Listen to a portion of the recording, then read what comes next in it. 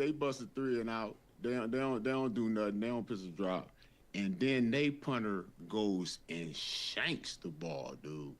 He give him the ball. I think it was at the Denver 41 or something like that, bro. Mm-hmm. Raiders get out there. Somehow they're able to capitalize on it. They complete a 3rd and 10, and I think the next third down, dude ran it in for a touchdown. They up 7-0. Yeah, they up 7-0. I'm like, okay, cool. Maybe they gonna be able to put up some points or something. Short like field. that. They was able to get it because it's a short field. That's shame. Yeah, they was able to get it capitalized with the short field. Denver get back out there, and dude, like 2nd down, he gets sacked. Like I'm talking coverage sack. Like DBs got them boys locked up, like they in solitary confinement. You ain't got nobody in there but you and them. Mm-hmm. And dude dropped the pass on the 3rd down. Like how you? He ain't getting that many to you now. No. You go ahead and drop it. Now y'all got to punt the rock. Mm-hmm. Dude, the Raiders go ahead and I think it was 2nd down. They break one for like 32, bruh. Holding penalty. Bring it back. Bring that on back here. That boy, what was it, Bonita? He went on ahead and got that sack on that 3rd down. Mm-hmm. And then they punter. That's when they punter. He goes and drops the ball. When they go to punt it, he got lucky. Wasn't nobody there. If they was rushing that dude, they would have got to him. Oh, for sure. Oh yeah, no question about it, dude. Denver get the ball back. First play, holding. They get a holding penalty on the first play. Them boys went like 5 3-and-outs in a row.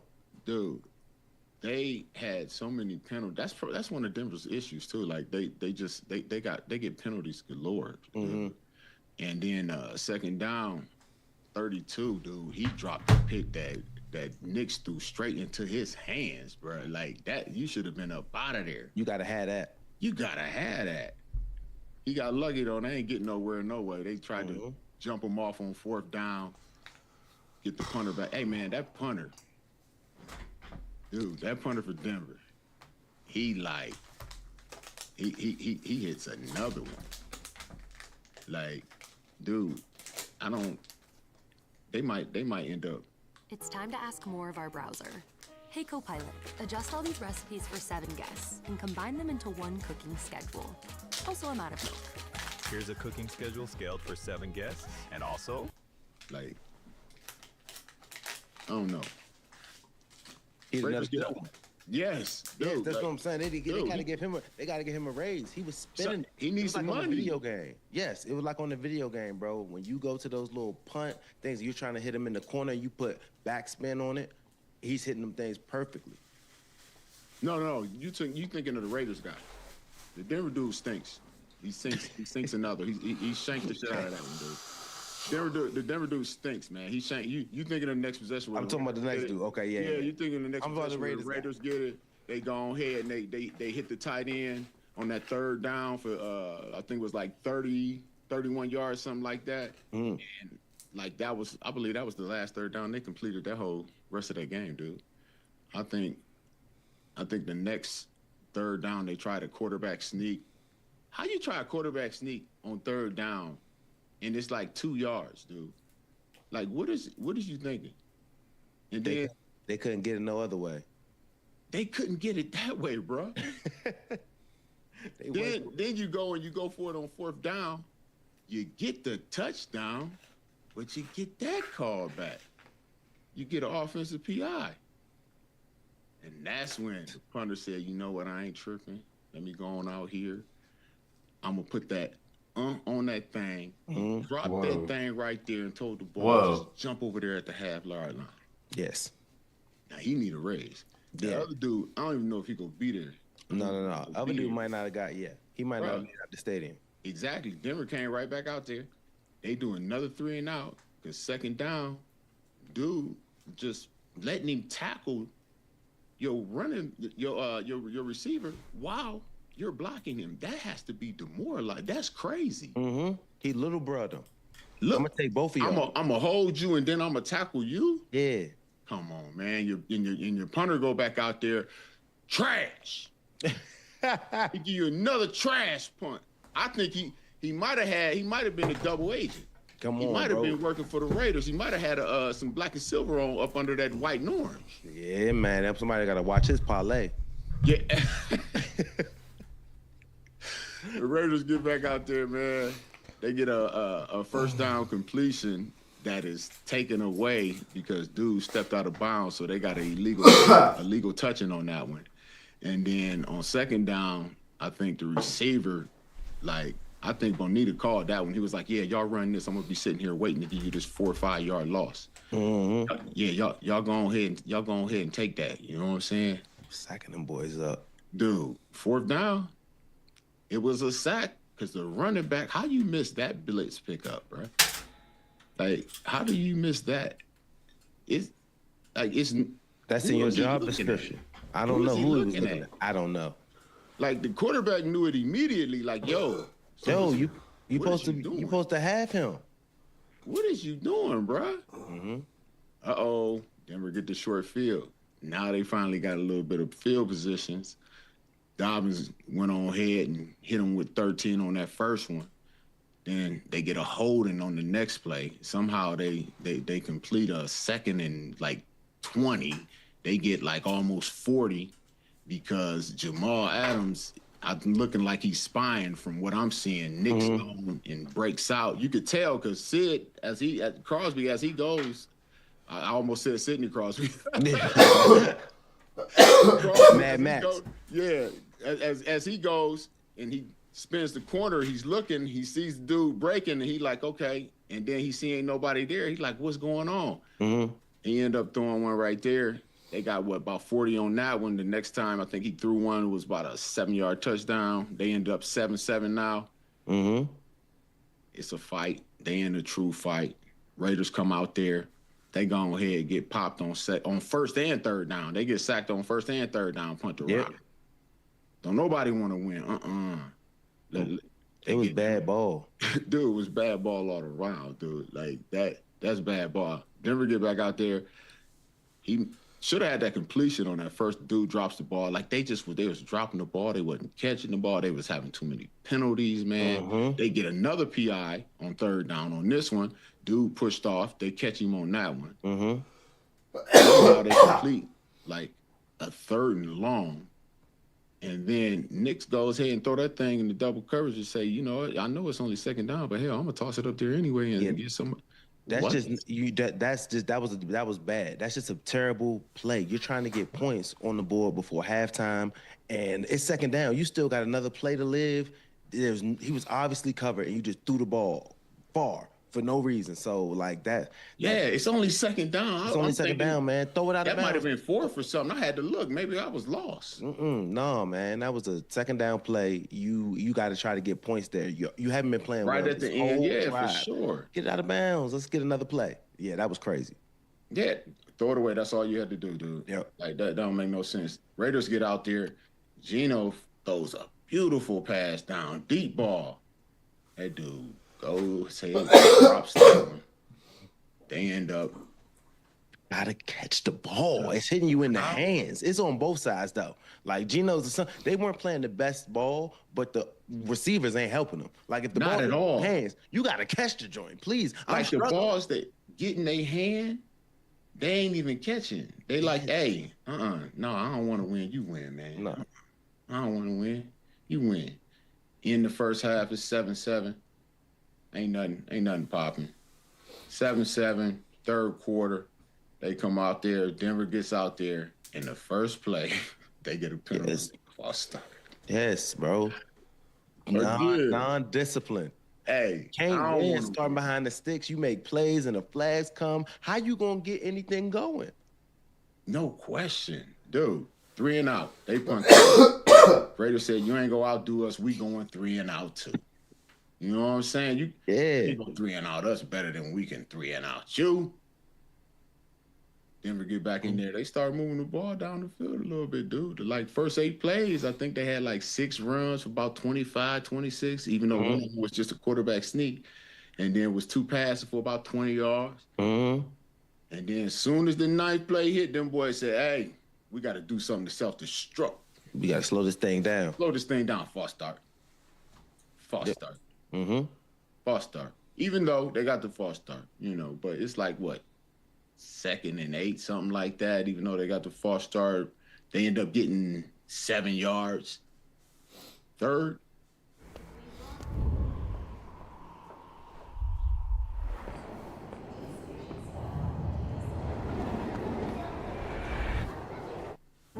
Businesses everywhere are turning to Gusto for payroll, benefits, and more. Save time. Save money. It's no wonder Gusto was named Tech Republic's best payroll software. Get started for free at gusto.com. In 1. What is the receiver pass for at 3rd and 1? Why are you trying to do that? It's 3rd and 1, and you get sacked. So you move back. Then you got to kick a field goal, and you miss the field goal. Are you calling a receiver pass on 3rd and 1 right there when all we got to do is just keep this thing moving? We're moving the ball. No. You're trying to outsmart yourself, and you do dumb things instead of doing the normal thing. Like, yeah, I don't understand it. I don't and get then that. again, they missed the field goal. 7-7. Raiders get the ball back. They said, "Hey, you ain't go outdo us. We know y'all gotta go ahead and help y'all a little bit." Genty went on ahead and he said, "I ain't even gonna catch this tip. Here, take it." Right off the shield. First. Right off his shield. Hit him dead in the face. Hey man, here, take this, Looking man. crazy. Yeah, like that's just So when I talked about like Bo Nix played bad, whatever, like his stats, 150 yards, Geno Smith bad, but they're not getting helped. They're not getting helped at all. The ball, like take away the picks, like self-inflicted wounds. Buddy, I hit you in the face mask with the rock. You know what I'm saying? Like that's not my bad, but it's a pick on Geno, so that's not good. Yeah, Denver come back out there. They do another 3 and out because either Nix ain't get the ball off in time, or something was gonna happen if he threw it. They get a PI because they start blocking before the screen get into his hands. Yeah, they punt the rock. Raiders get it back. Geno don't get the ball past the line of scrimmage on the 2nd down. They get an intentional grounding, and then they go and get their punt block. Boop, boop. Like this dude, like y'all, this dude been dropping that thing in there for all y'all all night, and then y'all let his punt get blocked. It wasn't even like a tip block. Like you kicked the man all up in the face with the ball. Yeah, no, for sure. I'm gonna hurt his leg. Like I don't even know what. Like ain't nobody want to block on that play. Like special teams was in on it too. Like nah, we ain't gonna let the offense outdo us. We all gotta watch their legs, man. Hey, we all gonna get a part of this. So now, here's the crazy thing though. Denver gets the ball on the Vegas 12-yard line. They go 4 plays and end up attempting a field goal from the 14. Yes, Debo. You go backwards 2 yards. You go 4 plays, -2. Them boys said, "I'm going to outdo you. I'm going to lose yards." That's just bad ball. I'm going to lose yards. Yeah. They end up making the field goal, man. It is 10-7, and now we got the offense. Raiders go 3 and out. You ain't go outdo me. They come back with a 3 and out. You ain't go outdo me. The Raiders get out there, buddy, and I think they go 25. I think it was 1st down and 19, and then I think it was 3rd down. Was that the next 3rd down? They get sacked on that next 3rd down, right? Yep. Yeah, because they ain't complete no more 3rd downs after the 2nd quarter. They got to punt the rock. Denver, they get the ball back. They say, "Hey, we're going to return the favor, baby." Tip. 3rd down, tip pass, interception. No, I mean, it's hitting people. Like, deflection pass is like, dang, catch the rock. Like, but I don't know. They can't get too frustrated because it ain't like they always putting it on them. But I'm like, yo. But the ones that put on you. Wanted to get there. Come on, man. Like, now you're going to make an excuse that you're not used to seeing the ball that's going to hit you. I ain't used to seeing it in my hands. I ain't used to seeing a good pass. pass. Throw that damn rock. What you doing? Damn, he hit me in my hands. I don't You know how hit to me in my catch it. hands. Gotta I'm throw it used to down that here, shit up being here, low. somewhere. What you doing? Okay. No, they gotta catch them. You know they gotta catch them, man. They tripping. They gotta Man. catch the easy ones, man. So Raiders, they started, I think, with the Denver, 45 then? Damn it. I think they only get like 15 yards on 5 plays or so, and they go for a 48-yard field goal. Dude, In striking distance. listen, they get it. I am right now, I'm like, yo, I hope they do not make this field. I do not Because wanna watch I it. be done watched this whole game to sit here and have a tie and be done wasted my whole night on a tie. Like, give me some type of satisfaction. Somebody for win, sure. somebody lose. Somebody get out of here. Thank you. You were glad that man missed the field goal and they got the rock back. Mm-hmm. Able to just do their thing, get it out of there. Oh, no question. Denver get the ball back. I think they get like 18 on a 3rd and 1 that picks up a first down, and then Crosby got an encroachment that dropped it to a 1st and 5. Mm-hmm. That went to a 2nd and 1, and then the Raiders started to have to use their timeouts. Then it was 3rd and 1. Knicks did a quarterback sneak. Next, they get a first down. I think they might have handed it off one more time, and then they kneeled the rest of the game out, dude. That was although I like defense. A boring game. Yeah, although I like defense, it was no defense. It was just a horrible offense. Yeah, it was defense too. Let me take it back. It was good defense. Yeah.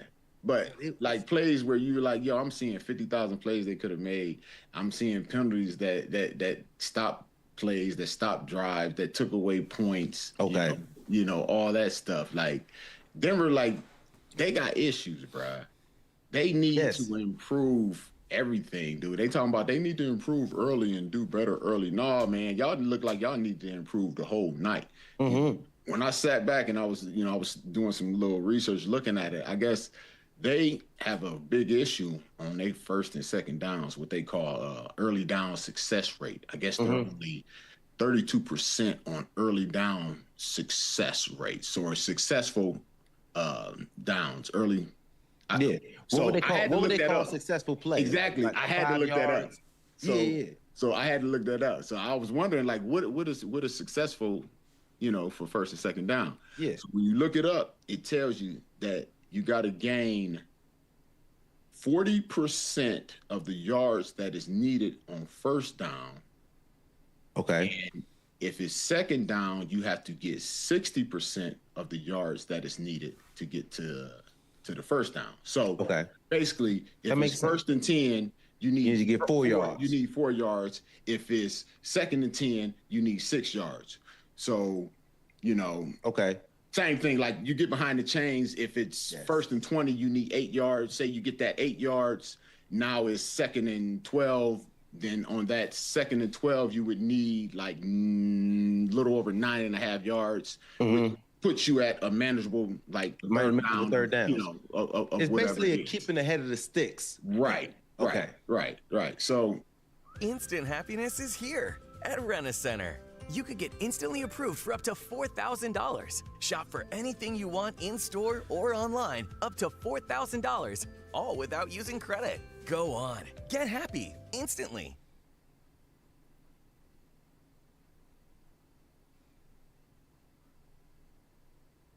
The smartest people on earth know how to spot a good deal. That's why they shop at Ollie's First. You'll save up to 70% off the fancy store's prices. So you go, you smart and savvy shopper. You know where the real deals are, where they sell good stuff cheap. Ollie's! Good stuff cheap! Like, they need to do that. They need chunks, dude. They don't throw the ball downfield. I think I saw where, like, even on that same thing they were saying, like on the early downs, he's like 70% of his passes are within 5 yards of the line of scrimmage. The dink and dunk. Yeah, the dink and dunk. And then, like, dude, he needs to improve, period. Like, he needs to get better with his decision making, his accuracy, dude. I mean, even hell, maybe the calls too. Like y'all making some questionable calls. Maybe something different that's gonna help him. The penalties is killing him. All them negative plays is killing him. Like they need a more consistent run game. Like the offense needs everything. Yeah. That's what it seems like to me. Yes. What do you take from it? I take you saying exactly what I'm saying and what I'm seeing. I'm seeing their offense is out there struggling, and they've been struggling now for a lot of weeks. But they have an elite defense. Their defense not only just plays good versus the Raiders, but they've been playing good kind of this whole year. They got to be able to. The offense needs to get more of a run game. More of a pass game. They got to catch the ball when it's open, like you said, getting ahead of the sticks. But I was just really impressed with the defense, being able to stay out there, being able to make plays, being able to create turnovers, and Broncos just offense not being able to get first downs. You going 3 and out for the first 4 or 5 possessions in a row, and then penalties too, 11 penalties. Like you can't keep hurting yourself. So the self-inflicted wounds, that also is why their success rate on first and second down isn't good. If you starting off at first and 15, you know what I'm saying? You got to gain a lot more yards than just that 4 yards. You're behind the chains already. You behind the chains. And it smashes down the playbook. Mm-hmm. When you go in there and you got that, you at that range of that second and 6 or less, like you got a lot more playbook that you can use. You know what I'm saying? Especially if you're able to, be able to run the ball. I don't think people understand, like being able to successfully and consistently run the ball opens up so much, especially like for pass game, play action, stuff like that. When you can successfully and continuously like run the ball, like it just makes everything. It opens up so much stuff for you. And like you said too, Debo, in self-inflicted penalties. If you're not that good and you just can't make chunks and you just can't do things a certain way, don't set yourself up to already, when you do make a play, you get back by holding. You know what I'm saying? Your dudes are open and you drop the damn ball. Like, catch these passes, don't hold. You know what I'm saying? Some of these plays that we do get, let these actually be first downs. So self-inflicted wounds on offense, holdings, pass interferences, and then dropping passes. So the offense definitely not looking good. The defense is just holding them down, just making plays. You know what I'm saying? Creating turnovers. The defensive line getting after the quarterbacks, not making. Gino sacked them 6 times. Like, they were beating him up. They weren't giving them time to throw. So if you got DBs that's out there, and then the best player, the corner number 2, Deuce for the Denver Broncos, he's not even out there right now. So they doing it with a backup corner. So if they get him back in there, Moss gets playing right. Like, I really like Denver's defense. The offense, they just gotta not hurt themselves. Bo Nix not throwing the ball downfield. It's just a lot they got to figure out. Look in the mirror. But it's always better when you can go to practice and study this tape when you won the game. You know what I'm saying? Than lose the game. Yes. It feels better to fix your mess ups on a win than it does, on a loss. 1000%. Yeah, and they 8-2, so they've been doing a lot of fixing with some wins. So I mean, that's it's not like they're doing too bad, but there's other teams that you can't just be playing like this when teams are going to be able to score points on you, like big time. Yeah, for sure. Receivers got to catch the rock. They got to get the rock to them. Speaking of receivers, my guy Aaron Rodgers responded on if his receivers wanted more targets. Do we have that video? Can you play the video? Because the video gives you a whole lot more content and. Oh, you don't got the video. So he says, if somebody wants more targets, I welcome the conversation. But usually I say, let's watch the film. Let's see. Let's talk about football. I love doing that. The thing young players learn is that practice is very, very important. And when you show it week in and week out in practice, it gives a quarterback a lot of confidence to come your way when it's football time. He also said some other things, but like, how do you feel about this? What do you think he's saying, or what's your feeling from this? So hold on. First, let me ask you this one, Debo. Let me see how you feel about this one first. I want your perspective. Okay. I don't have a problem with it.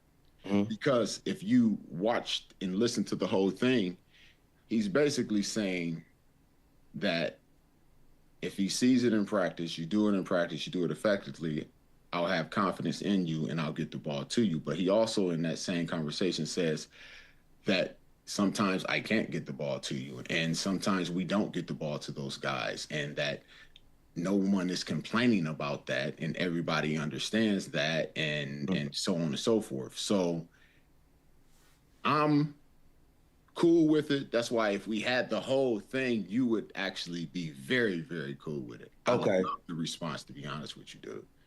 I The think whole response is about 1:40. Aaron Rodgers' response. Yeah. Okay. So this is what I would say.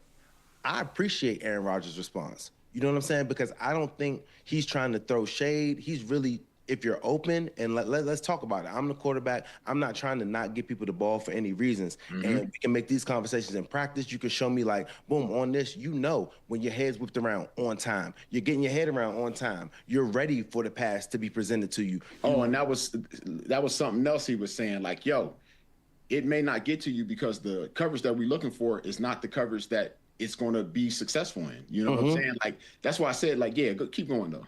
No, for sure. I appreciate that because it's the quarterback can have in conversations that you can go and watch tape with the DBs. You can let him know your progressions. Not every time you're the one that's like supposed to be getting there. It might be getting set up for this look. You know what I'm saying? If this that look, so being able to have that talk with your quarterback, like, no, if we get this look, this man to man, and me and you got this thing, you know what's coming to you. You want the ball there. You're showing me in practice. You're understanding. You're doing all the right things. You're on your spots, so I can trust you to be there at any time. So long as just me and you, he needs rapport. If you can show it to me, I'm A-Rod. I'm not trying to score touchdowns. Trust me, I want us to be as successful as possible. And if that means getting you to rock a little bit more, like let's talk about it. I can show you where opportunities where I can get it to you, but where I'm looking for, you know what I'm saying? So I think it's all good because he wants to win games. He's a great quarterback. A great quarterback doesn't want to get the ball. He doesn't not want to get the ball to his receivers. So just having conversations and speaking like this, where let's get into it, let's talk, let's watch tape. Just like this. Yes, that's what football players and teams are supposed to do. If somebody wants the ball, let's talk about this. Like, let's work together. Your goal is to score touchdowns, and mine goal is to throw them too. So our goals can both work together. You know what I'm saying? Let's just do it constructively. You know what I'm saying? So I really appreciate the way Aaron Rodgers did this. It's professionalism. It's telling him like, look, boom, we're on the same thing together. Let's go watch this tape and let's learn. Like, it's important. Like, A-Rod could tell him what he's looking for and he could show him to him in practice. So I like the way that they're trying to build relationships. And this is a great answer for me. Yeah. Like it's no I in team. And when you look at basketball, you know, they were like, it's no I in team, but it's a me. Yeah, it's only 5 players out there. You need guys to do everything that's necessary on that page to get one assignment done, you know, to make one play successful. And I think now a lot of these receivers are just so worried about what their numbers are, what this is, what that is. When the concept of a football team is to win Lombardis. So we got to win games. Like, how can you be upset if you're winning games? If you're not winning games and you feel like you can go in there and if you had got more catches, more touches, that they figured out a way to get the ball to you, you could have made a different outcome. But guys just crying and complaining about it, and we're winning, like, and you're still playing. I don't understand that. So, you know. No, I think that's a new age era thing, you know, like when you go back to when we play, you ain't hear Hines Ward complaining about he ain't getting the rock. He out there knocking people's jaws loose. He literally breaking boys' jaws, blocking in the run game. You know what I'm saying? Like, no, for sure. Doing whatever's necessary. Right. So I think that's like just this new era. Speaking of that, Rome, what's his Dunes? I guess his father had something to say about the Bears. He criticized the Bears. I guess he's junior. Yes, his dad. Yeah, so he criticized the Bears, but the junior, he said, you know, that ain't got nothing to do with me. You know, that's his dad's opinion. What do you think of that? You think that's real, or you think? I mean, I don't know. You tell me, Joe. You know how this is, Debo. You know how this is. Some people have more outspoken parents than others. Some people's parents know, like, at the end of the day, when you're in the league, and anything that you say, like Ja Morant's dad, or LeVar Ball's dad, the Balls brothers' dad, whatever you say, You know what I'm saying? You know it's gonna be on the media. Your son's gonna have to answer about it. So sometimes how I feel about this stuff is more, you're kind of putting it on your kid. That's your son. You love your son. You're gonna root for him. You're gonna want the best of him regardless. But saying things like this out publicly is gonna make him have to answer these questions to the media about his dad. And the whole time is, your dad loves you. Your dad gonna be able to say what he says. And that's what I would like, you can't control what comes out of your father's mouth. But at the same time, you're his boy. He's gonna love you to death. And if he sees you not getting used the right way, sometimes those guys want to speak on it, but just know you're putting your son in a position to answer questions about why his dad feels this way. Do you feel that way? And you have to answer like, no, I'm my own man. My dad loves me. He thinks I could be able to make a lot more plays. He thinks I should be able to be used a lot better than this, but I'm in the room. I got to answer these questions. I'm here. So at the end of the day, like, no, I don't feel that way. He may feel like he can get the ball a little bit more, but while he's playing for the team, he's in that locker room, he can't make that answer. He can't say that out loud. And what he gonna say to his dad? That's my dad. I love my dad. My dad's his own man. Like, no, Dad, shut up. No, your dad's gonna say what he wants to say because that's your father. But then you're gonna respect him and be like, at the end of the day, that's how dad feels. I can only speak from how I feel. You know what I'm saying? So dad could be talking to his son and knowing what's going on, but end of the day, your dad is your dad. I look at it like Lonzo Ball, LeVar Ball. I look at my dad. If my dad were to say some stuff, I'd be like, all right, Pop, come on, man. But that's the way my dad feels.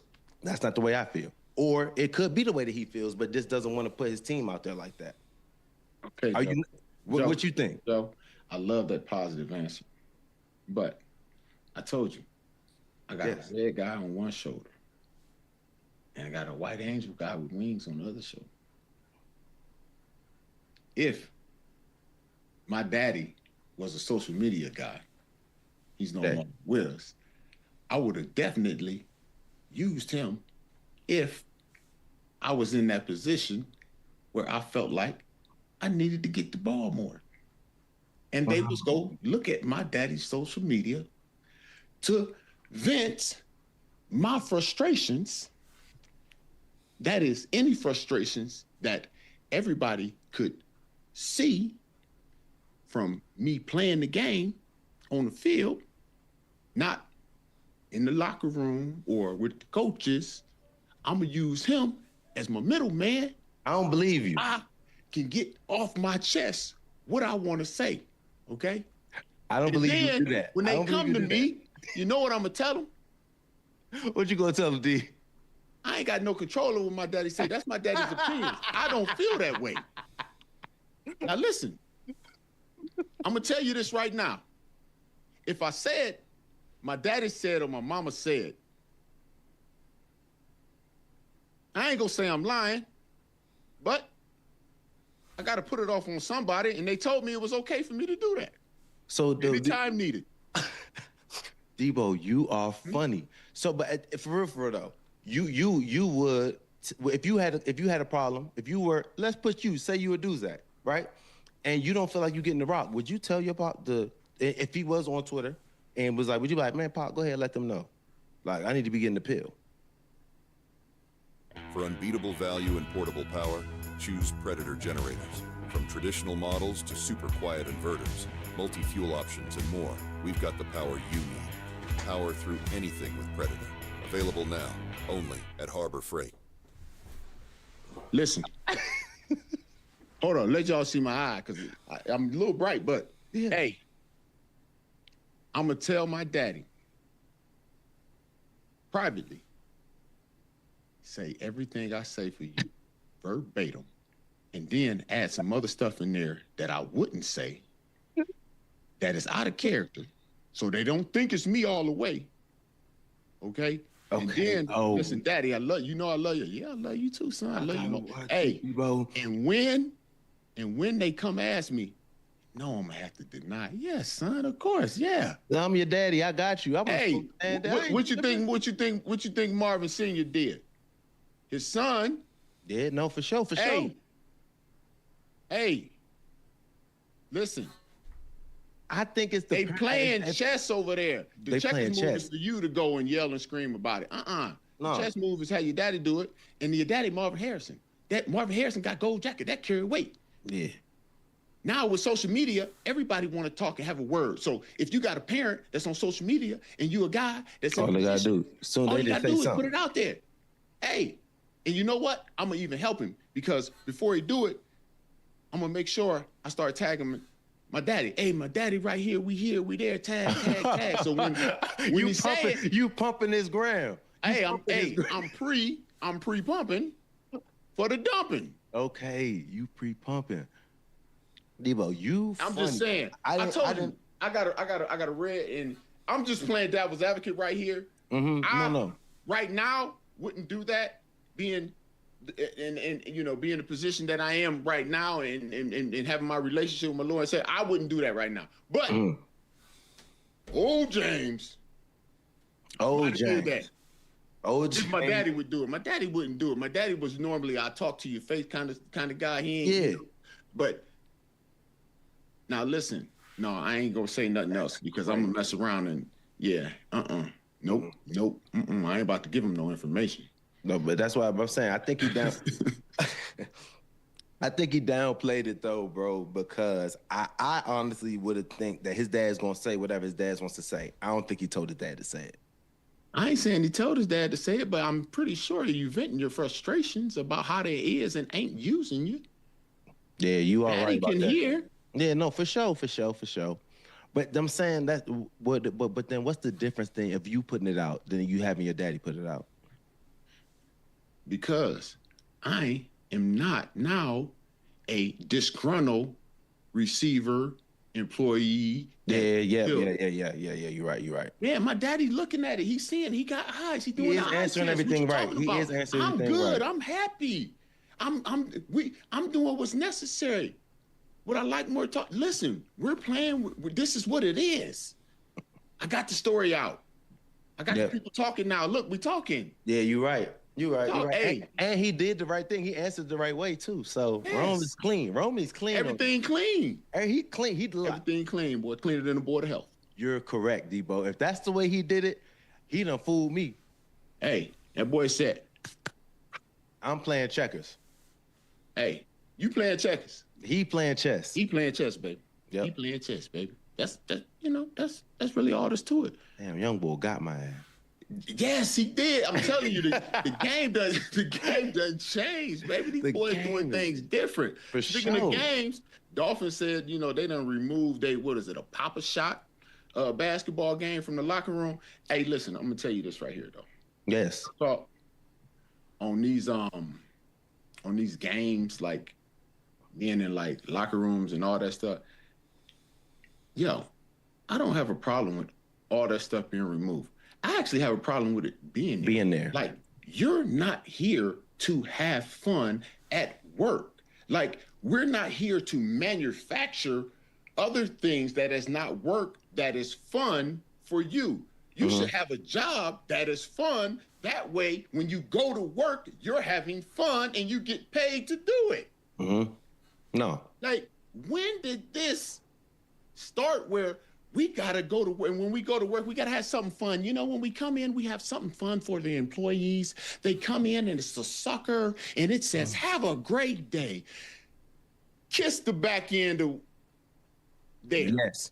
Debo, they're tripping. You here to work. That's I it. feel I'm you. not spending no, Listen, you want to work, get the work done, go ahead, get all this. Listen, bonus structure, just like, yo, you know how I'm going to show the appreciation for what you're doing to me, for me? Hey, man, Christmas bonuses, stuff like that. You know what I'm saying? Like, I'm not here to put the basketball game in here because now, you know what? That 15-minute break y'all supposed to get done turned into 30. Running late. That 45-minute lunch done turned into an hour, 15, if you're lucky. Like, and then if you lost, you're trying to get back there immediately. If I lose, I gotta get back as soon as I can. I can't leave work with the loss. Boy, I ain't even think about the job no more. Come on. They talking about, man, I'm 2-1 against so-and-so, man. Yeah, I got to get back in there. Yeah. They can't see me in ping pong. Can't see me in the ping pong. Man, the little hoop on the back of the thing, I'm wet with that jumper. Yeah. That boy said it's wet. It don't matter.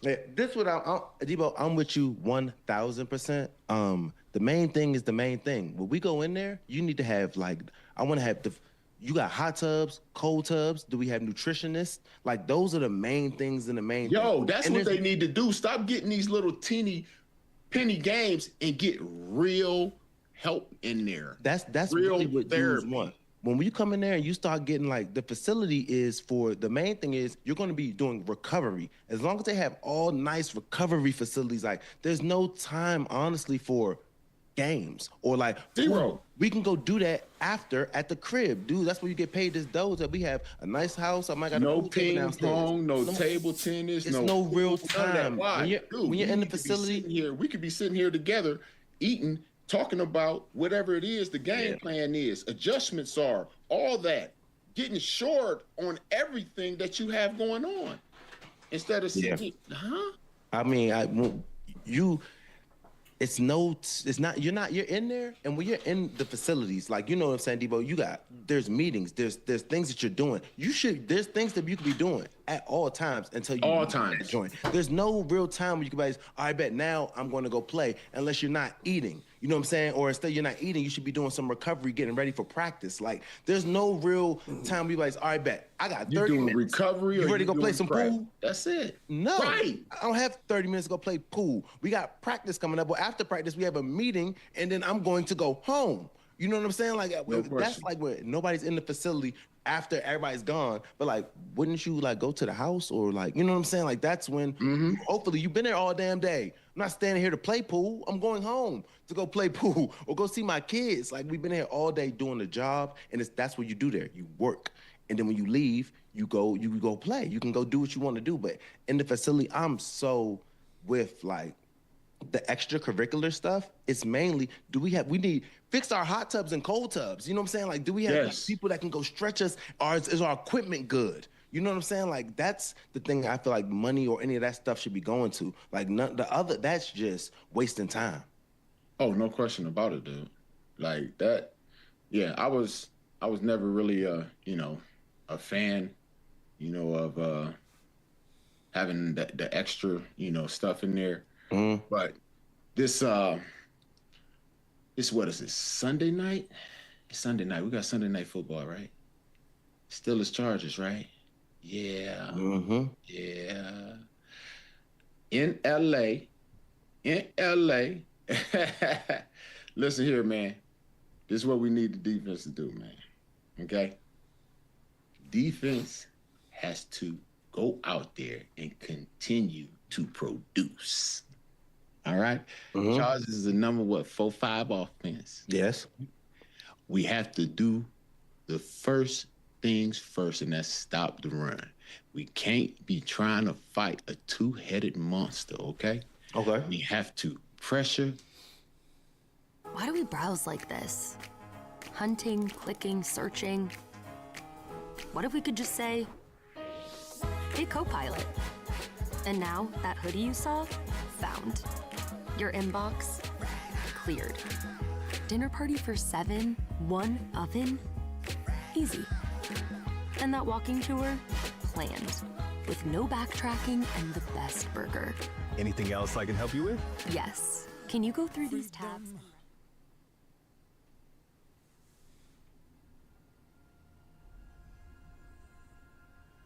You do not belong here, Seneschal. Mortals should not meddle with the power of gods. Is that what you are? Gods? I am not your answer. Only evil deferred. Evil does not relinquish power.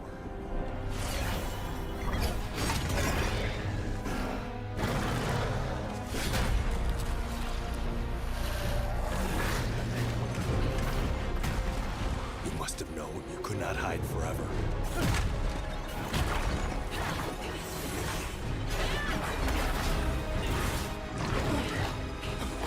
No one returns from beyond the veil.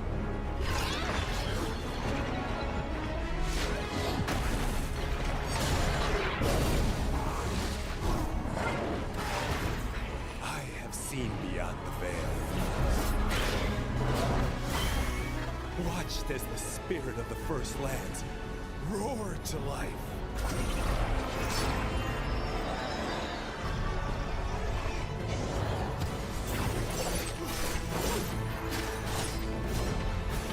Only to see it all burned away in an instant.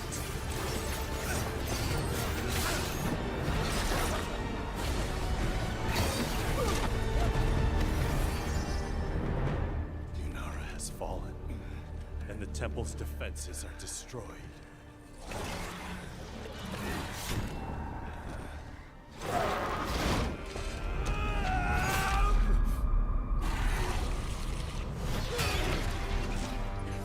There is no one left.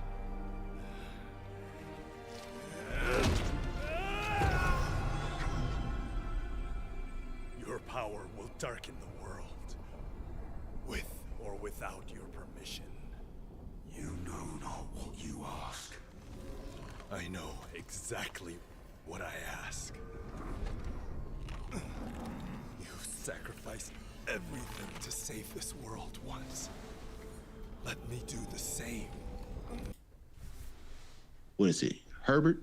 Yep, Justin Herbert. We got to pressure Herbert, which has gotten a lot easier, or at least a little easier, because I think they lost a tackle Alt for the season. Okay? So then we got to shore up our pass defense, man. We got to limit the big chunks. Come on. DBs have to play tighter and cleaner. No penalties. Nephew, I'm talking to you. He about to hoop. He about to hoop. I'm talking to nephew, Lil Peasy. You got to use your feet and take advantage of your length and your speed. I'm talking directly to you, nephew. Okay, Lil Peasy, I'm talking directly to you. I want to see you put together a whole complete game, week in and week out. And I'm doing this on purpose. You know why? Because I know you're your daddy's son. Okay? And when I call you out, I put pressure on, that don't mean nothing to you. They don't do shit but motivate you. Okay? And he coming fresh off the 4 PBUs, pick and a sack, Lil Handsy. All I'm saying is PC got the ability to be all pro. He has the skill set to be all pro. I'm just loving he do that and take away those little like take away 2 little grabbies. Like end of the day, those could pass break. You can have 6 pass breakups, a pick, and a sack. Complete game, nephew. Do that. I like him to do that. We need to continue. Last but not least, mostly we need to create turnovers. Hey, nephew, give me a pick or 2. Come on. Let's go. I like him to do it. I need a game ball. Nephew, give me a game ball, baby. I like it. I like him to do it. And then we need the same thing, man. Look, do what we did last week. Can we just run it back? You know what I'm saying? I ain't gonna say that. No. We need some offense. No. I'm talking about the defense. I'm talking about defense side of the ball. Defense side of the ball. Oh, yeah. Only strictly run defense side of the ball. Run it back minus the penalties. Minus the little penalties, but I'm just saying, just stop the run. You know what I'm saying? But now in the past, take away the chunks. Like you said, take away the little bit of grabbies, take away the chunk plays, the taking the cheese, the biting the cheese, Debo. You know what I'm saying? Don't let it come high. Drop off, come up, make the tackles, and we'll be good to go. Let's do that. Yeah, we're going to need the offense. Now, offensive side. Offense, we go front line. Start with the front line, man. Start with O and D line, man. Yeah.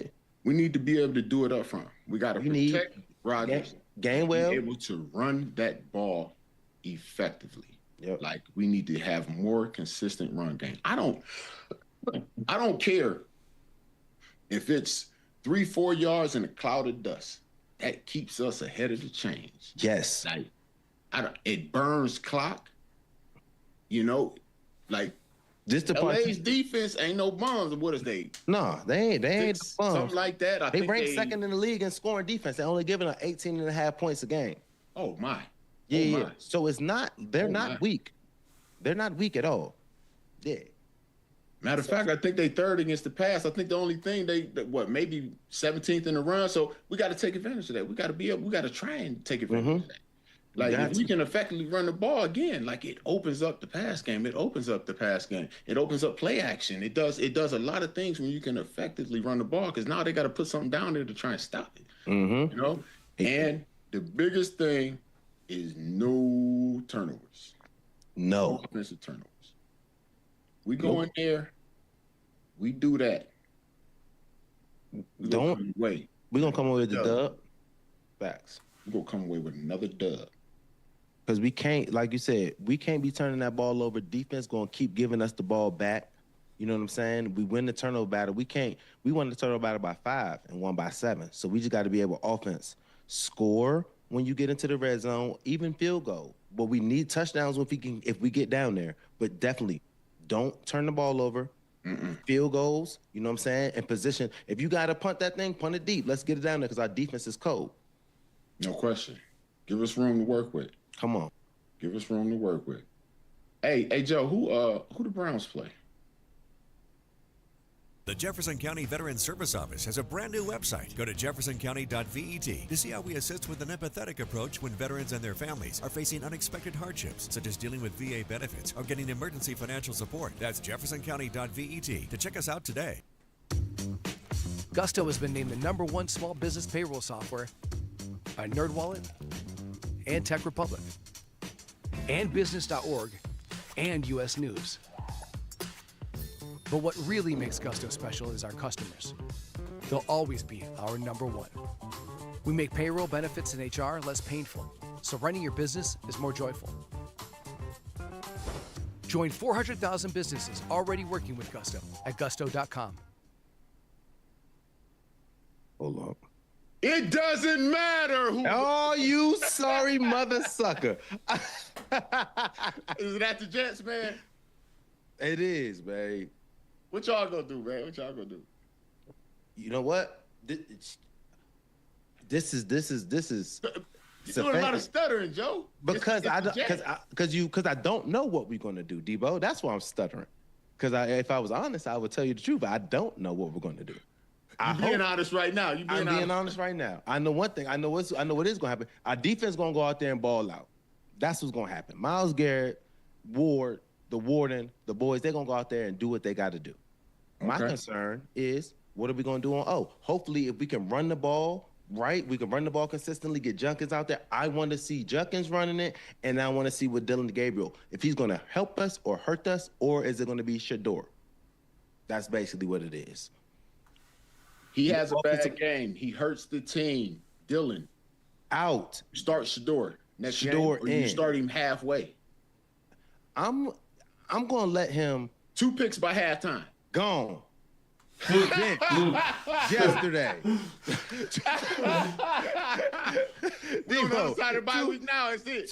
Debo, 2 picks by halftime. He's killing us. He's not just hurting us. He's betting on the other team. He threw 2 picks in the first half. He's betting on the Jets. Hold on. What if one is a great play and the other one is a tip? One is a great play. The other one's a tip. Man, the table. Man, listen. It was not meant to be for Dylan. It should have been a tip. It could have been a tip to the ground. A tip score. It could have fell in his favor. The universe speaking, huh? Okay. Come on, Debo. Hey, I'm just asking, Joe. You went there. You said 2 picks. If he throw 2 tutties, he's in there. He's in there like swimwear. But you know what I'm saying? He throws 2 picks. Yanked. Okay. Yanked. So we're gonna go ahead and call that Shador watch. All right. We on Shador watch right now, y'all. Oh, we're on Shador watch. That's a fact. Yo, Joe, I need your mid-season awards. First one is the no-fly zone. Who you got for the best DB mid-season? My best DB mid-season for the Joe Haden no-fly zone. It's my safety. The safety for the Chicago. Oh, yeah, baby. For Chicago, bro. I ain't gonna even lie to you. You know what I'm saying? Like, Debo, how do you pick them? Yes, Joe. Listen. I was gonna straight up be like, listen, I don't really know. I ain't really on it, but I said, you know what? Let me go look at the stat that counts. Interceptions. Mm-hmm. You know what I found? He's leading. You know why? I went on ahead and did a little bit of the work and saw a couple other things. I said, you know what? He got to be it. And you know why too though? Because not only is he just getting picks, bro, it's the way he's doing it. He's reading the quarterback. They just not like lucky picks. They ain't falling into him. They're not falling into his lap. He's going to go getting picks. He's baiting quarterbacks, making picks. So stand up. What is it? Kevin Byard? Kevin Byard. Kevin that's Byard, it. yes, bro. Give Kevin Byard all the love in the go. world. Because he was Chicago doing it when free I was out there. safety. Safety. He's doing it, man. He's doing it. Shout out Byard. He's been balling, reading quarterbacks like books. All right, so give me your best linebacker, man. Best linebacker. Shout out Rook, Pittsburgh Steelers. P-Dub. P-Dub. I'm going P-Dub. I'm going P-Dub. I'm going P-Dub at linebacker. I like it. The reason why I'm going P-Dub, because P-Dub is showing me he's walking people down. He's making plays in the backfield. He's making plays, athletic plays, pass breakups, jumping up, and he's just around the football all the time. 14 tackles. And I just love his enthusiasm. I love when he walked down the wide receiver, showing his speed, his effort, and then just making plays all around, his excitedness. He's balling. So I'm going to go with P-Dub. A little Homer vibe right there, but I'm going to give P-Dub some love. Because I think he has nowhere to go but better. Who you going? We going. So I was kind of like in between, like two people, to be honest with you. So, like, just best linebacker, you know, I ain't gonna lie, dude. Who you got? Dude for the Giants, bro. Burns. Mm-hmm. Bro. Yeah. Like, Zero? He putting numbers out there, bro. Number 0? Yes, bro. He putting numbers out there. Dude, man got 11 sacks. He got 15 quarterback hits, dude. Like 11 sacks in the first half. Dude, he got 42 total tackles. Along with that, he got 5 pass defenses and 2 forced fumbles, man. He impacting everything. Like, best, like, he's doing it all. Mm-hmm. I know they record ain't showing that and all that, but I was also looking at Tremaine Edmonds, like at Chicago. Yes, for the Bears. I ain't gonna lie, but you know me. That's what I should. I'm a sack guy. Mm-hmm. He got 4 picks too. He got about 70, almost 75 tackles, dude. Like, you know, like Evans is doing it. Like, I like I'm a Evans. sack guy. You know what I'm saying? Like, so if I had to go with an inside, matter of fact, I would go. Yeah, there it is. If I had to go with that, but.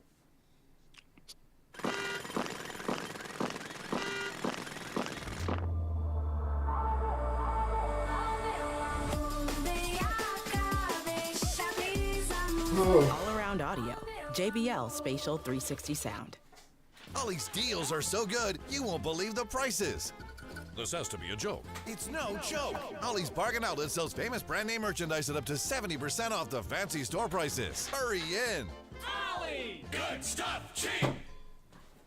Yeah, it was a toss up, but I went with the New York guy. But like I said, Tremaine Edmonds, he there. Okay.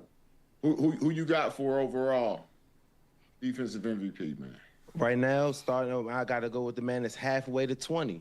My boy Myles Garrett, 31 tackles, 10 sacks, forced fumble, and I think he's just on pace right now to get 20 sacks. So him doing that, him going out there hooping out, he's still on pace.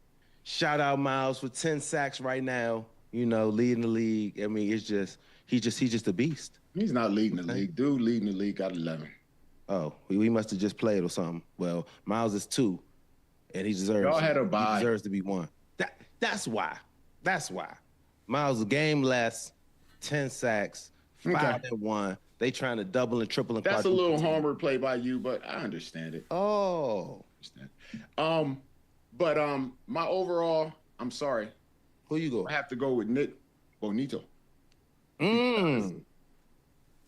That man has 9.5 sacks.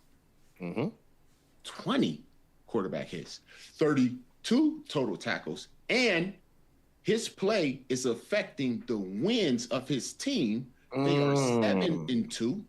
Okay, And not only are they 7-2, they are number 2 defense in the NFL. Who's number 3? Cleveland. Just under. We was just number 1. Under 92 yards a game rushing, 180 passing. Okay. I gotta give it to a guy whose play MVP, not but MVP. My play is so valuable to my team. Most valuable player. Though his play is stellar, has not been valuable enough to get them wins. That's why I would give it to Nick. I can respect that. Over Miles. Yeah. Who's your best overall defense? Are you asking me this? Do you know what I'm gonna say? You know who I'm gonna say, Debo. Yeah, go ahead. Why? Who and why? What do you mean why? What do you mean why? They were number 1, and all of a sudden they must have just changed to 3. Something I don't know, but they were number 1. They've been hooping. The offense hasn't been giving them anything that keeps them on the field. They're fighting for their lives. I'm going to say they're the number 1 defense, and it just has to be sorry that we have the worst offense. So the Browns defense, number 1, Myles Garrett, Denzel Ward, Delpit. The boys are balling. They've been balling all year. But it sucks when you keep repeatedly being out there. So you need somebody. You scratch my back, I scratch your back. Okay. You know what I'm saying? You don't hear the Browns complaining about, oh no, our offense isn't doing anything. They're not doing shit. Even though they're not. I just want to say this. Even though they're not. I don't know how you drop in ratings on a bye week. And on the defense, I could see on offense. I don't see how on the defense. It must mean other defenses balled out. Other defenses balled out and played very, very, very. But the Browns are number 3 now. The overall number 1 defense in the league statistically is actually Houston. Okay. I think that's where the numbers are. So. With that being said, Houston is what? 3-5.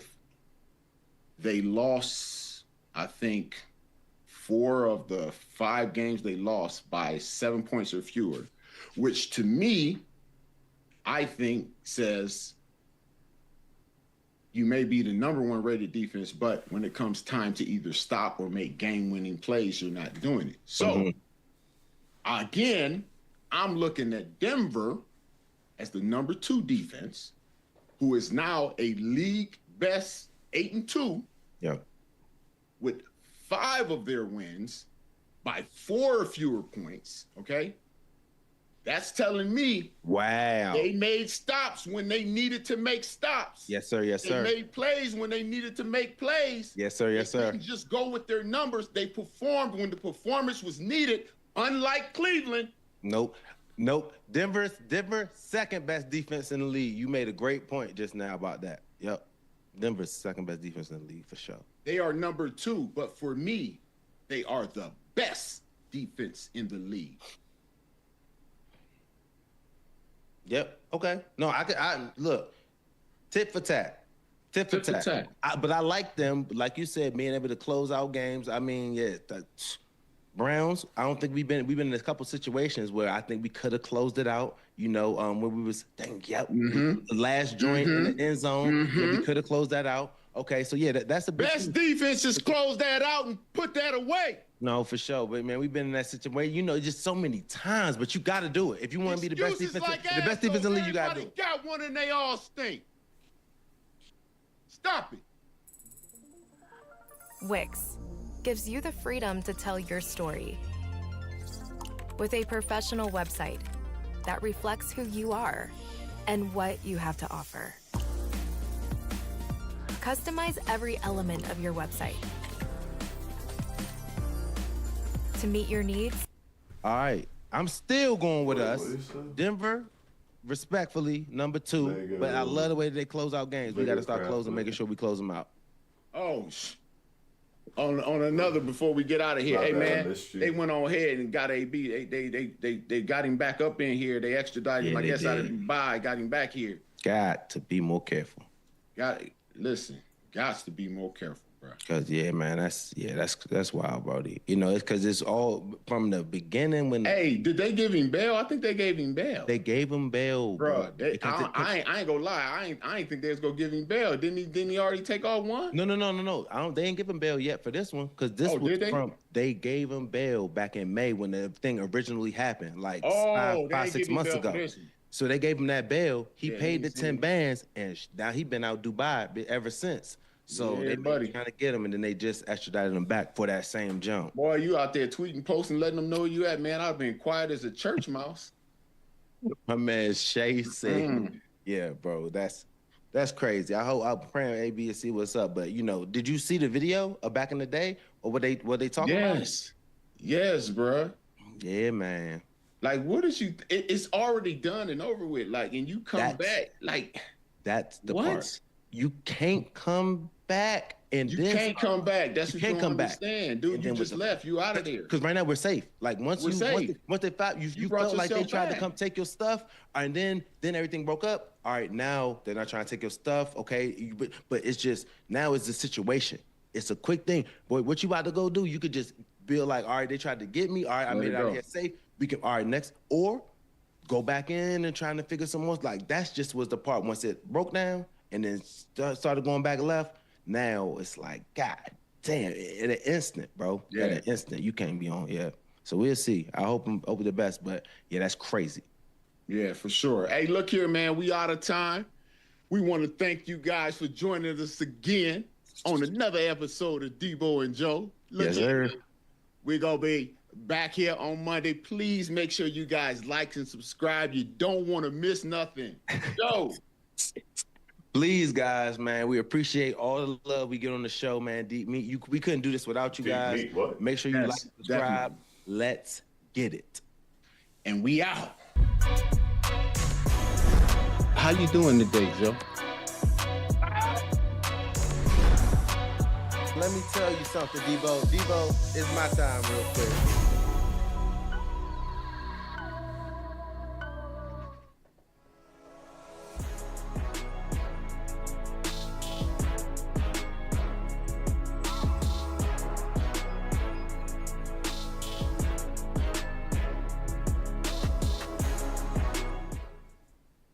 Big new car sales lead to an abundance of trades, and that's what's going on at A&P Kia. Over 200 local trades from $249 a month. Cars, trucks, SUVs, import and domestic, all priced below Kelley Blue Book.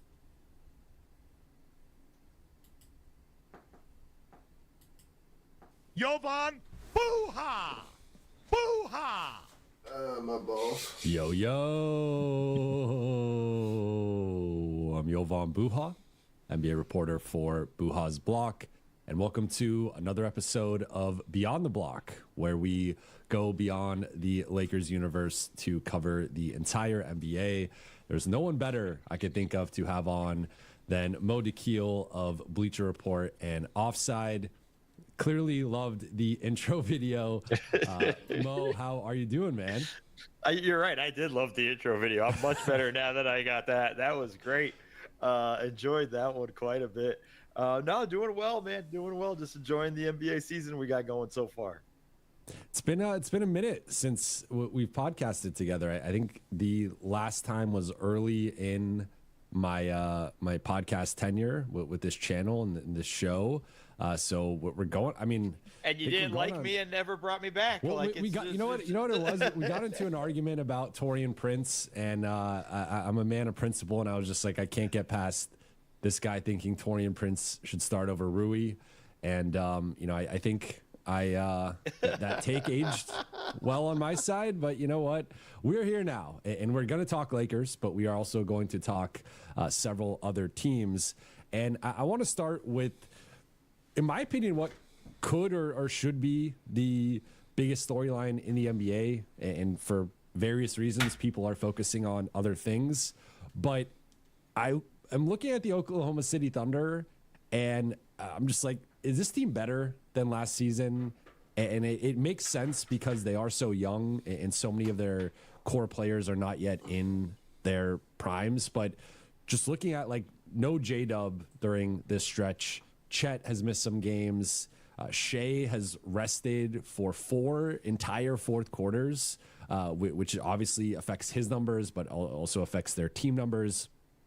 But they're right there with basically a plus 12 net rating as a team. They're 8-1. They just finally lost to Portland, but even that was without half of their starters in rotation, and they barely lost that one.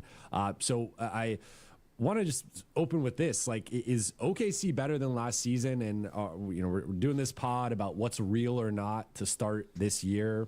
And we're podcasting, we're writing, we're dissecting all these things, but it might just be OKC's better than last year. And I don't think that bodes well for the rest of the NBA.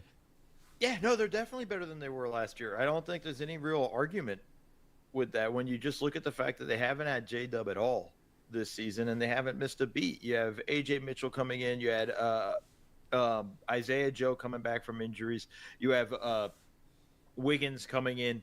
And constantly, everybody's just rolling right away. And the number of guys who have missed games, too, Chet missing games already. You have Caruso, they're kind of on the load management plan with Caruso. And it doesn't matter, man. Like, they just continue to have guys. They're so deep on the bench.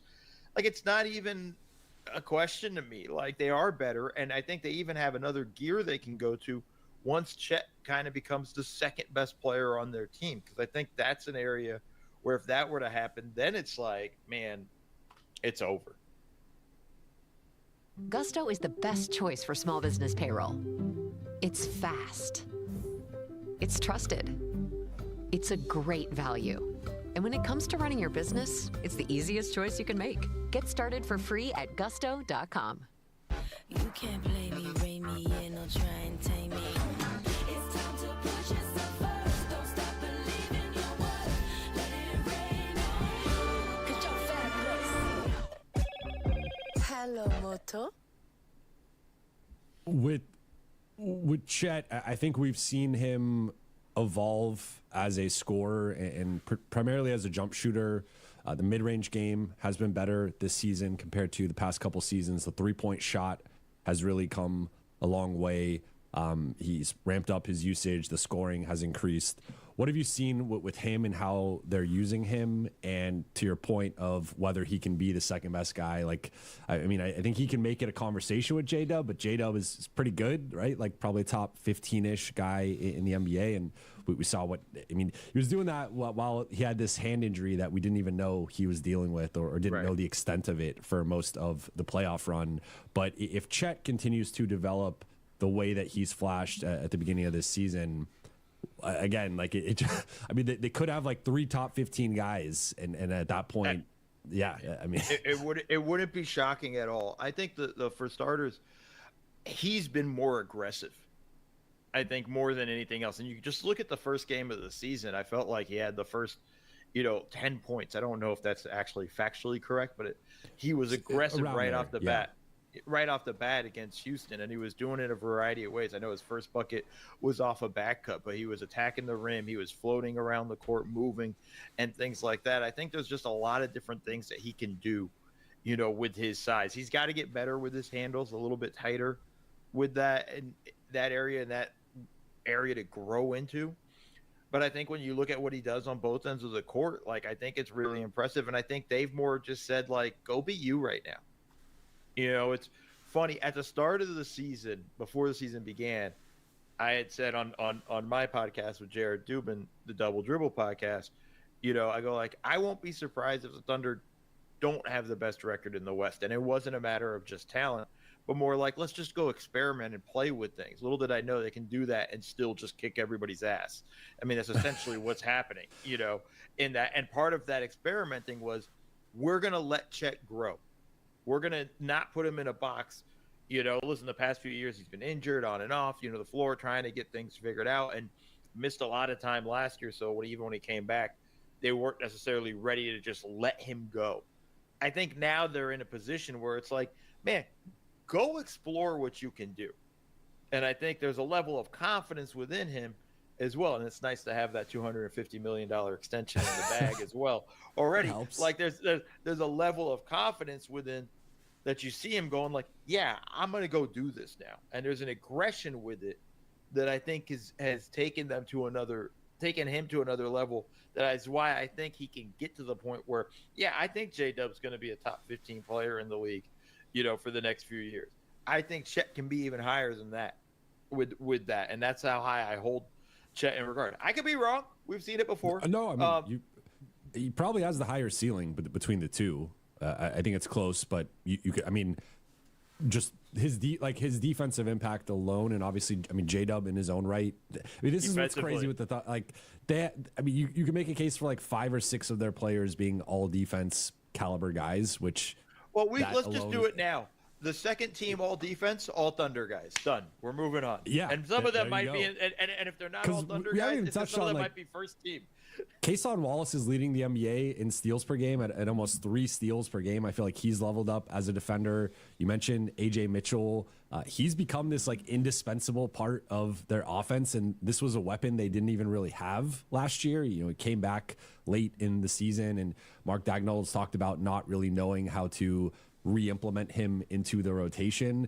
So they just added a 17-point per game weapon off the bench. Isaiah Joe is a human torch right now, and he can't miss anything. So it's like they just have this embarrassment of riches, and the primary guys are all playing really well. Shea is just casually averaging basically the same numbers he averaged last season, and again doing it in several situations where he hasn't even had to play in a fourth quarter. So they're just a buzzsaw. To me, they're the closest thing we've seen to that Warriors team. Now, that's hollowed ground, so I'm not like the 2016-17 Warriors to me are the best team of all time, or at least in that conversation. I'm not putting OKC there yet, but in terms of like around that time, it was like, can anybody beat this team? And we thought maybe Cleveland could hold their own. They got swept in the finals. Then the next year, they were a little bit more vulnerable. But this feels like OKC's more building toward that like 2016-17 type season of just being inevitable. They're knocking on that door of that Warriors team. Like, and they're going to get to the point where, midway through the season, we might look and go like, damn, man, they just kicked the door down. Like at this point with the way they barely lose to Portland. A second night of a back-to-back. And then it's and that's a tough trip for folks that don't understand. LA to Portland, you're arriving into Portland at like 2:30 in the morning. By the time you're getting into the hotel and everything and set up, it's like 3:30. You're getting up the next day. You sleep in a little bit, but you get up the next day, and then you're right back to work. They don't play all their guys, and they damn near still win the game. Like that's the level of like if Isaiah Joe's foot is not on the line when he gets fouled on that 3, that game's at least going to overtime, right? Like I think you're in that sort of scenario. I think that's what's the scary thing about this team is like their bench guys and the way they have them queued up and running around and flying with their hair on fire defensively and everything is as good as some of these teams' first, starters. Like this is the thing that's kind of scary about this squad. That's why I'm not going to say they're better than that Warriors team. They are deeper than that Warriors team. Yeah. And I'll say like I was a little contrarian to start going into the season where I picked Denver to win the title. And look, Denver's looked really good. They technically, for going off of where teams rank on both sides of the ball, like Denver's top 4 in offense and defense, which no other team in the NBA is right now. So you could still make that case for Denver. Cam Johnson is not yet close to being the Cam Johnson we've seen in the last few years. So like there's still some room for improvement with Denver, but OKC, I'm not feeling great about that one. I'm just like, this looks like, and yes, they were tested obviously by Denver in the playoffs and by Indiana. Both teams took them to 7, but like that's kind of the journey with a young team. And I do feel like if they were just sort of, dropped into those situations again, I think those situations go differently with this group. And again, doing all this without J-Dub, similar to a team that we will be talking about in a second. But before we get to the Lakers, I want to touch on the Eastern Conference because I think going into this season, I, like many others, felt that there was a clear top two with Cleveland and New York. And if you wanted to make a case for maybe Orlando as like the dark horse third team, or some people were high on Atlanta. I know Zach Lowe, Kaká, right, with the Hawks. But that is not how this has really played out. And when I originally reached out to you last week and we started planning this show and just kind of the scheduling, I believe Cleveland and New York were 6th and 7th in the East. They have now ascended to 3rd and 4th in the East. So it's starting to normalize a bit. But I wanted to ask, like, is the East more wide open than we thought, looking at teams like Chicago and Philly and Milwaukee and even Detroit, who I think I kind of had in that 4-5 mix, but maybe they could be even higher? Like, what have you made of just the state of the top 6 or 7 in the East right now? And is it a more even playing field compared to what we potentially thought going into the season? Tired of sifting through jobs that don't feel like the right fit?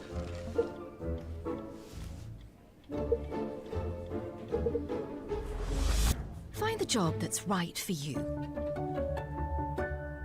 The smartest people on earth know how to spot a good deal. That's why they shop at Ollie's First. You'll save up to 70% off the fancy store's prices. So you go, you smart and savvy shopper. You know where the real deals are, where they sell good stuff cheap.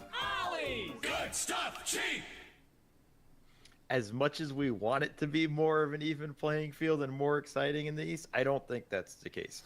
I think, look, with Cleveland, you're getting Darius Garland back right now. I think that's huge. Eventually they'll get Strus back. I think they're going to see them go back. Cleveland's not going to be what they were last year, folks. Like, everybody has to kind of get – they had 2 different 15-game win streaks.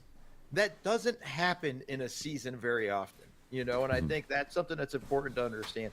And I don't think they want to be that way. I think I wouldn't be surprised if they kind of keep their foot off the gas here a little bit and let's explore things and play around a little bit more. So I'm not too surprised about that. I think the Knicks, their start to the season, a little bit slow and up and downy, I would say, to a degree. But that's new coach with Mike Brown, figuring out rotations and exploring what you have with guys. I think that the value or what you're going to see is that this stuff will normalize. Look, Chicago's off to a crazy hot start. That's the you tell me you don't real believe in question. the Bulls to be the 1 seed? I mean, like, that's the thing, right? That's the is it real or not kind of deal. Yeah. And like, I think it's a degree it's real, but I don't think they're I think they're playing above their level right now, which is a good thing. But like, I think it'll normalize. I don't think there'll be a 1 or 2 seed. I can see New York and Cleveland rising up. The one team I'd say that maybe could enter that conversation is Detroit, with how they're playing, especially down the stretch with Cade Cunningham. I think he's been phenomenal for them at the end of games and the way he's playing. I like the way they're kind of set up. Jalen Duren's been just phenomenal. Isaiah Stewart, talk about beast, like a beef stew, if ever a more fitting nickname for a guy like that. Like, 3-and-D monster for him, right? Yeah, like you're kind of set up across the board with what they have. Like, I could see them creeping in, but for me, I think the rest of the East is still shaky, right? Milwaukee's been better than I thought they would be, especially on the guard play. But if Giannis misses a bunch of games, that's scary. I know they won 1 game without him. Their defense too is not good. Like, I don't feel confident enough in that, like, this stance. Same with Philly. They started out undefeated. Now they've dropped a couple of games. Like, there's a level of, like, some of this is House of Cardsy with some of these teams. So we'll see how it kind of plays out. But I still think the East is still Instant happiness is here at Rent-A-Center. You could get instantly approved for up to $4,000. Shop for anything you want in-store or online, up to $4,000, all without using credit. Go on, get happy instantly. 2-horse race between the Knicks and the Cavs. So I'm surprised when you said you had a team that you thought could enter the mix. I thought you were going to say Philly, because Philly to me is the one that they are very high variance, right? And this group has an extensive injury history and just like randomness that has happened with Philly seemingly for like the last 12, 13 years. It's just been kind of this team that you just never know what's going to occur, right? But it feels like they still have another level or two to get to with like Paul George isn't back yet, which of course temper expectations with like what you can expect. But looking at the current rotation, I think like there's a theoretical version of Paul George that could help them. Embiid obviously has still been relatively limited in terms of his minutes, and if like just watching some of his film, he has not been posting up as much as he used to. He's been far more of a face-up jump shot type guy, which I think from maybe a health perspective, a workload perspective, could be a more sustainable approach for him. But I think eventually, come playoff time, come later in the season, they will have to go to bully ball and posting him up more. And then Jared McCain just came back in the game against Chicago, and he obviously had a really impressive, quarter of a season stretch there during his rookie year that, in theory, him as like a bench guard could be, he's a dynamic ball handler and scorer and could be a bit of a game changer for them. So I feel like Maxi's playing at an insane level. I don't know how, he's not going to average 34 or 33 a game necessarily, but if he has leveled up into being like a top 20 player potentially, and then Embiid, it's kind of like a more gradual ascension throughout the course of the season, I think their ceiling can get in that conversation. Now, it's like some of the, like, it's kind of like the Clippers of the last few years where the floor is like very low, right? And the floor is, but I think their ceiling is like, I think they could compete with Cleveland and New York if everything is breaking right. The key is, of course, everything breaking right. Well, no, the key word to everything you said was almost before every statement was if. There's a lot of ifs. There's a lot of ifs with this team. But like so far, I mean, they've been good. We're 8 games into the season, though. But yeah, that's the point, right? Like, there's a lot of ifs with that. If Sure. Maxey is a top 20 guy, if Embiid can stay healthy all this year, if Paul George, I guess can I come believe back it and more than like Chicago, for example. Like I think Philly's more of a threat, in my opinion. because Chicago again is playing and punching above their weight, but I think to a degree so are some of these Philly guys, the young guys. Like I think VJ Edgecombe has been awesome, but I think he's going to hit the rookie wall at some point. You're going to have some of those struggles. It'll be interesting to see how it works when they integrate Paul George, depending on what Paul George looks like. There's just too many questions for me to put them in that area, right? Sure. Again, I'm not even putting Chicago in that mix with New York and Cleveland. And I said the one team that could give them a hard time is the Pistons, because the Pistons have also did that and gave the Knicks a hard playoff series last year in the first round, and have shown to still continue to have that confidence. Haven't really kind of taken the regression that we've seen from some young teams where they have a great season and then they kind of regress the next season. We haven't really seen that from them. Again, all this stuff is going to change just the whole freaking season. But I'm just not doing it with Philly anymore. I've done it too many times with Philly where it's like, yeah, if this were this and if this. I don't even know why I compared them to the Clippers. I should have just compared them to their previous selves. But that's also their the previous Clippers. selves of the last few years. Like, I mean.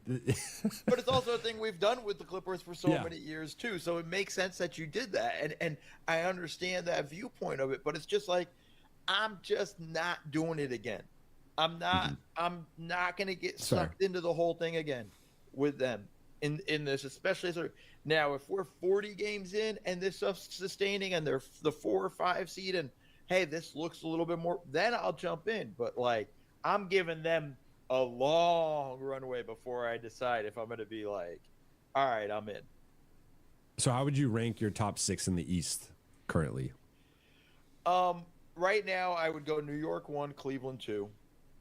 And it's such a free fall after that. I'm going to go Detroit 3. Originally, the start of the season, I had high expectations of Orlando, and they've just don't get me. Yeah, don't get me started. Like I'm genuinely angry about that. Like we will touch on them. That'll be the final later. segment. Yeah, we'll get to them.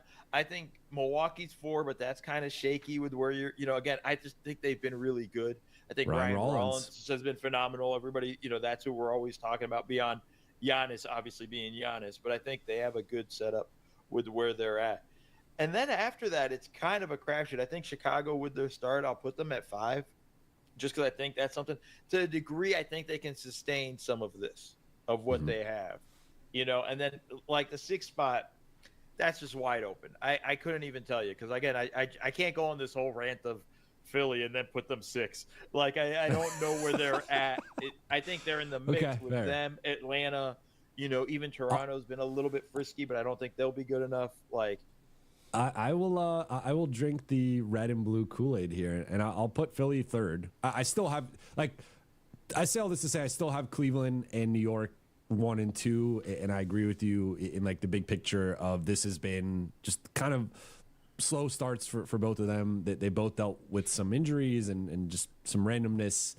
Darius Garland just came back. I think between the two, I'm with you. I lean New York more so than Cleveland, but with Cleveland for me, there's also just the element of like I want to see it in the playoffs. That I feel like they have not actualized their potential in the playoffs, and there's been some legitimate excuses with injuries or certain matchups or whatever, but I want to see it. Like for them, there's an element of I want to see it before I truly believe it. Yeah, it's a fair thing. They're the team, right? Every year there's a team where we go like, yo, you got to prove it in the playoffs. It don't matter what you do in the regular. Go 82-0 in the regular season, but we got to see you do it in the playoffs because you screwed us last year. Every year, and that's Cleveland this year. Our guarantee is for you to have the most qualified, most prepared, and hardest working legal team that you deserve. It's guaranteed with Brazil's law. Now play. I got a roll on my land. God gave me the ears to hear it. When her faith was tested, What's the damage? This might be the end of the road. You give it so easy. she inspired a nation to believe. How does it feel to be the richest little girl in America? Inspired by a true story. I ain't selling. You want a war? Sometimes prayer Dear Lord, help me keep what's mine. is more powerful than any weapon.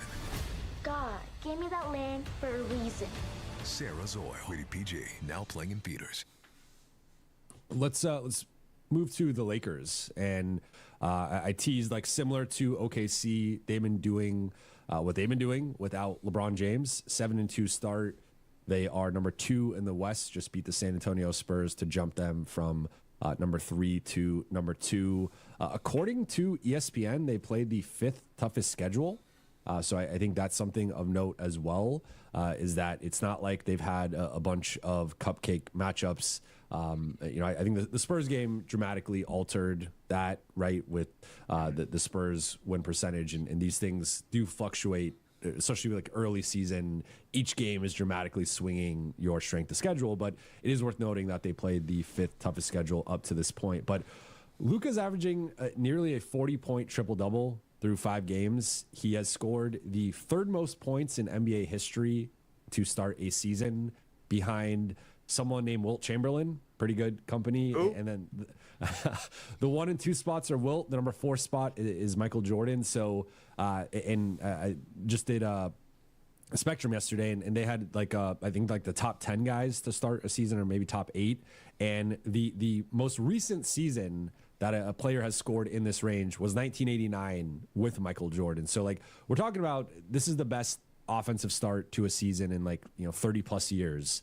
And he's doing it rather like effortlessly. Like I'm sure you've caught some Laker games, but it's not like, it is a big workload, and his usage is very high, but it doesn't feel like it's something that's necessarily unsustainable. And we've seen him going back a couple years ago, averaging 34 and 10 as a high usage player. Like Luka is just this freak who can assume a certain level of usage and just make it look really easy and do so very efficiently. But like he's averaging 40. Austin Reeves is averaging 31. They've also won, like they're 3-1 without Luka. They've won without Austin. They've obviously won without LeBron. So what have been your opening thoughts with the Lakers and their start to the season, and how real is this in your opinion? Like I've made the point that I feel like people haven't really put them in that Denver, Houston class, and I feel like they should be. We could argue or debate like where in that sort of tier they are, and maybe you want to argue they're at the bottom of it, but like I feel like people have lumped them down more with like the Clippers, and I feel like Clippers are 3-5. I just think they're 2 different phases of right now. There's no lumping them with the Clippers, right? The Clippers have been absolutely awful to start the season. There's and that's more the Clippers side of it than anything else. That's not anything to do with what the Lakers have done. I think the more impressive thing of the Lakers, and this is going to say something, considering how great of a start Luka had as you lined up, how awesome Austin Reeves have been. I've been blown away and impressed with the role players. And I did a video on Offside about Jake LaRavia. Like, I've been really impressed with how well he's playing and producing. Look, I liked the signing when it happened, but I wasn't like, okay, this is going to be a great needle mover or whatnot. Like, he's been absolutely phenomenal. Ruri's been great. I think, I do not like this dude as a player, but DeAndre Ayton has been really good. I can't argue that. There's no real, like, look at what he did against the Spurs was very impressive, but I do worry with him again. And sometimes I think he's more finesse and toughness. And I think there's a little bit, we need sometimes more power from that area. But so far, his start of the season has been absolutely phenomenal. I think he needs to stop the short roll as much as he does, but whatever, I'm nitpicking. The Marcus Smart has been really good defensively. I mean, and when I mean really good defensively, he has thrown his body around all over the court, sometimes rather recklessly. I think he's sometimes. I was being nice. He did draw 2 offensive fouls on Victor Wembanyama. 2 of the I would 6 like fouls. I'd like to kind of review some of those, in the sense of there's a listen. He's in Hollywood. There is some acting. I'm not gonna some of these have been a bit floppish, but that's also what Marcus Smart has done through the most of his career and has gotten the calls, so more power to him. But I think his start to the season, his very first game, he looked really bad, but like I think he's gotten more in the flow, more comfortable. Luka's Luka. Like, obviously these numbers are astronomical, but like he's going to produce at some level of this, right? This is what he's capable of. Austin Reeves has taken a jump up and has shown like, yo, I can be Luka's running mate. Like, that's legitimately, and we can win games with me being his running mate. I think that's been shown. So much of it for them about how much success they're going to have is going to be based on their role players. And can these guys maintain? Can LaRavia continue to be this all season? And let's be honest, we haven't seen it, but he hasn't had the opportunity. He's been in a lot of places where he hasn't been given a lot of chances to be this, what he's proving to be right now. Can that, again, sustain? And then same thing, we know what Rui is. I think this is something, I think this is real. He can stay that way. Can Marcus Smart continue to do this all season and not get hurt, not get banged up, have to miss games? And that becomes a question with where you're at. Can DeAndre Ayton continue to put up these numbers and continue to make me look stupid and do what he's doing and roll? Like, that's going to be the stuff that's going to matter for them, because we know what we're going to get from Luka and all of this stuff. I think we know, it'll be interesting when LeBron comes back, and that's still like a week or two away, it feels. It'll be interesting to see what that happens with the team and how he responds to it. But, like, I don't have them. What do you think happens with the team? Like, how do you, because there's been, there's always, I feel like people will galaxy brain these types of things. And I'm like, I think adding LeBron James is going to be a net positive. That there's been some adding the second best player ever in the NBA. I'm going out on a limb here, right? Is a positive thing. No, like, there's been some consternation with the fan. Like, immediately once they start winning, it's like, well, they should try to trade LeBron, which they can't even do because he's got a no trade clause. But or like they're better off without LeBron. There's an element of, yes, they have to figure out the usage and the rhythm and the flow of the offense. Like, there's certainly going to be some level